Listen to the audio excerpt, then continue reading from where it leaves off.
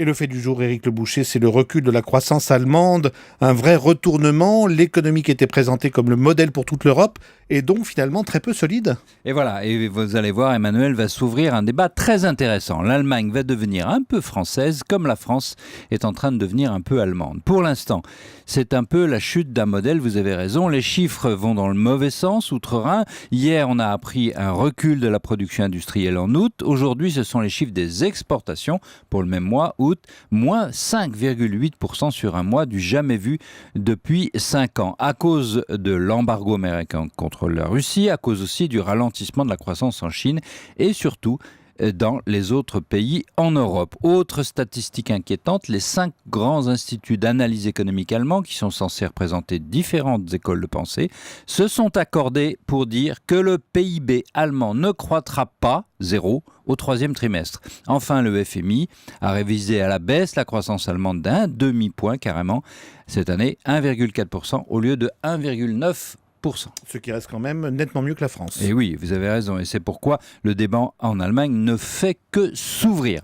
Le FMI, comme la France et l'Italie, demande une relance interne, notamment par des investissements publics. En Allemagne même, les sociodémocrates, alliés dans la coalition avec Mme Merkel, le réclament aussi. Et c'est nouveau, mais les 5 instituts dont je parlais disent une certaine marge de manœuvre est possible. Le diagnostic est donc largement partagé. La croissance allemande chute. Les perspectives sont mauvaises. Le journal Süddeutsche Zeitung résume « Le miracle allemand touche à sa fin ». La chancelière est donc au centre de pression extérieure et désormais intérieure très forte. Mais au fond, Éric, quelles sont les raisons véritables de ce recul ? Le modèle allemand, ce sont les exportations. Quand les autres pays vont mal, elle ne peut pas aller bien. L'Allemagne souffre donc de la Russie qui stagne et de la Chine qui freine, je l'ai dit. La chimie aussi, mais c'est autre chose.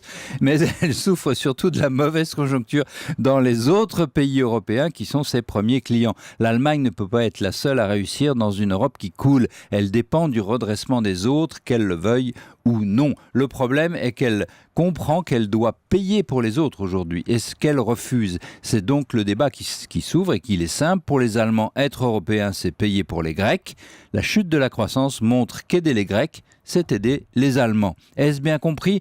Non, pas encore. Mais en France, on commence à admettre que les réformes ne sont pas utiles à Bruxelles ou à Berlin, mais utiles aux Français. En Allemagne, ce sera pareil.